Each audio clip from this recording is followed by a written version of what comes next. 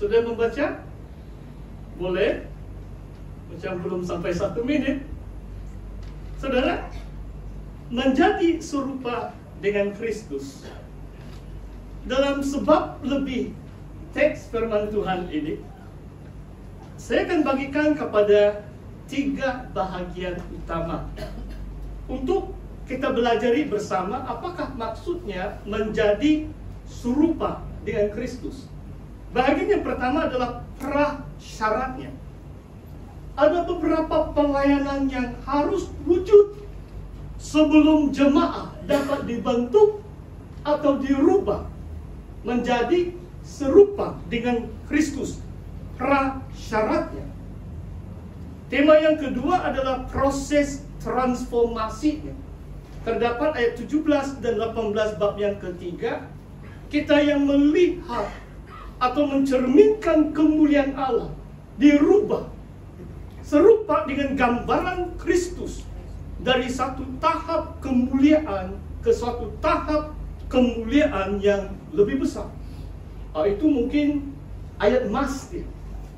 Proses transformasinya. Bila kita bahas soal menjadi serupa dengan Kristus, apakah pengakhirannya? Siapakah Yesus Kristus? Kalau kita serupa dengan Kristus, apakah sikap hati kita? Apakah perangai kelakuan kita? Apakah filsafat kehidupan kita yang serupa dengan Kristus? Itu adalah tema yang ketiga, yang saya beri tajuk kecil, perubahan yang nyata. Prasyaratnya, proses transformasinya, dan perubahan yang nyata. Saudara, kalau kita lihat ayat yang terakhir bab yang kedua, Paulus mengatakan seperti ini. Kami bukan seperti ramai orang yang mencari keuntungan dari firman Tuhan, tetapi kami berbicara sebagaimana semestinya dengan maksud-maksud murni atas perintah Allah dan di hadapannya. Luar biasa. Prasyarat pelayanan yang harus wujud sebelum jemaah dapat dirubah serupa dengan Kristus adalah pelayanan firman Allah. Ada pelayan-pelayan perjanjian baru yang sanggup dengan berani, yang sanggup mengatakan isi hati Tuhan dengan maksud yang murni atas perintah Allah di hadapannya, bukan mencari keuntungan. Saudara, sebab saya berdiri di mimbar, saya boleh katakan kalau bukan panggilan, saya tidak mau pilih untuk berdiri di mimbar. Sebab tempat inilah Tuhan hadir, Tuhan bertakhta. Kalau saya dipanggil untuk berdiri di sini adalah karena membicarakan firman Tuhan dengan maksud yang murni. Bukan agenda, emosi, kepentingan diri yang disampaikan, tidak. Tetapi maksud yang murni, isi hati Tuhan yang disampaikan. Sebab hanya firman Allah yang dapat merubah saudara menjadi serupa dengan Kristus.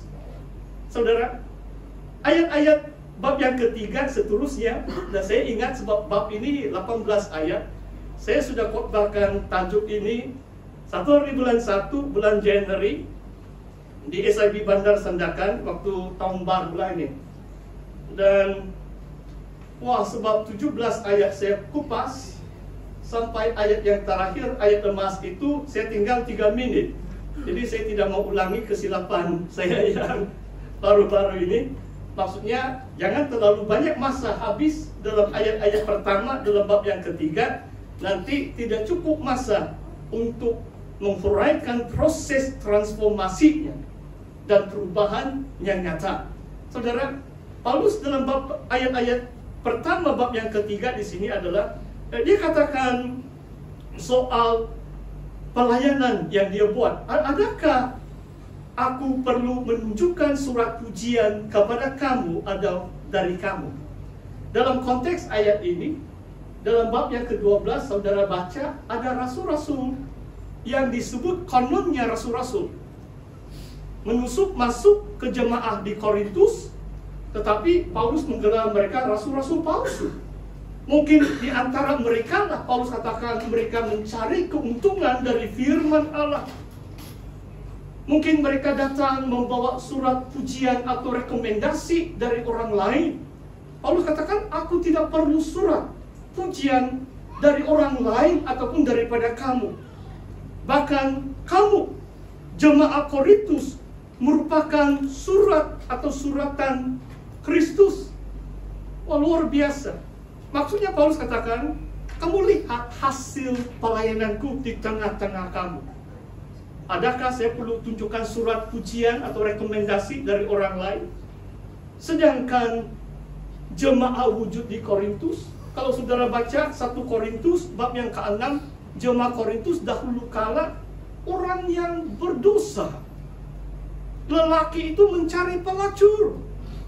Mereka pemabuk, pencabul, perzina, pencuri dan sebagainya. Tetapi mereka bertobat, mereka berubah karena percaya Injil yang Paulus sampaikan. Memang ada masalah-masalah di Korintus, bukan mereka gereja yang sempurna. Tetapi Paulus yakin mengatakan, lihat di tengah-tengah kamu, kamulah surat Kristus. Kenapa? Sebab pelayanan yang disebut kemudian pelayanan roh ini adalah di dalam hati manusia, yang ditulis dengan roh dari Allah, ayat yang ketiga, bukan atas lolo batu, tetapi di dalam hati manusia. Pelayanan yang akan membawa kita menjadi serupa dengan Kristus adalah pelayanan yang mengubah hati manusia. Pelayanan yang berfokuskan rohania atau batinia manusia. Jangan kamu lihat hari ini saya ada pakai coat. Ini berdiri depan kadang-kadang mau tertib lah. Tetapi hati itu jauh lebih penting. Kalau saudara masuk di gereja dengan mungkin kata orang putih Sunday best, maksudnya pakai yang paling cantik hari Minggu. Nah, inilah kekristenan di negara orang putih itu berabad-abad lamanya. Ada satu tradisi kalau masuk gereja, you must dress your Sunday best, kata orang putih lah itu. Maksudnya, wah mesti begitu hebat. Yang paling cantiklah baju kamu pakailah untuk kemuliaan Tuhan. Tidak salah juga itu. Tetapi yang jauh lebih penting, pelayanan yang dilakukan oleh Paulus adalah pelayanan yang dapat masuk dalam hati orang Korintus, membawa perubahan secara batinia, secara rohania, bukan secara luaran. Jangan kita utamakan hal-hal luaran. Marilah kita utamakan hal-hal yang berbicara dalam hati. Yang kedua, tentang pelayanan yang dapat mengubah saudara serupa dengan Kristus adalah pelayanan yang memberi hidup. Saya baca ayat yang ke-6, yang membuat kami sanggup menjadi pelayan-pelayan dari suatu perjanjian baru yang tidak terdiri dari hukum yang tertulis, tetapi dari roh. Sebab hukum yang tertulis mematikan, tetapi roh menghidupkan. Kalau saudara baca satu bab ini, ayat kunci atau perkataan kunci adalah roh, spirit. Perjanjian lama, hukum Taurat yang tertulis di lolo batu itu membawa kematian. Sebab ia tidak memberi kuasa kepada umat Israel untuk mentaati Tuhan. Semakin banyak hukum, semakin banyak pelanggaran, kata Paulus di surat Rom.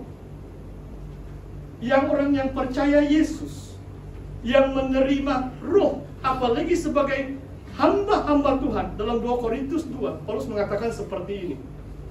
It is God who anointed us and established us with you. Allah yang mengurapi kami, yang telah menempatkan kami bersama kamu. Perhatikan ayat ini baik-baik, saudara. Kadang-kadang kita pikir pelayan-pelayan atau hamba-hamba Tuhan itu tidak penting.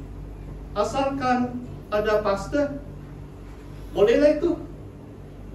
Pastikan pastor itu pelayan-pelayan perjanjian baru yang diurapi oleh Roh. Asalkan kita lantik deacon, penetua, okelah itu. Asalkan upacara gereja berjalan, okelah itu. Pastikan penetua dan deacon diurapi oleh Roh. Persyaratan itu diulangi dalam Kisah Rasul. Mereka memilih pelayan-pelayan yang penuh Roh, penuh bijaksana, penuh kasih karunia, maka mereka layak diangkat menjadi pemimpin. Sebab tanpa Roh, pelayanan itu mematikan. Hanya Roh itu memberi hidup, kan? Roh Kudus mengalir, memberi hidup. Pastor, penetua, deacon, hamba-hamba Tuhan. Seperti Paulus katakan di sini, karena mereka dilayakkan menjadi pelayan-pelayan perjanjian baru.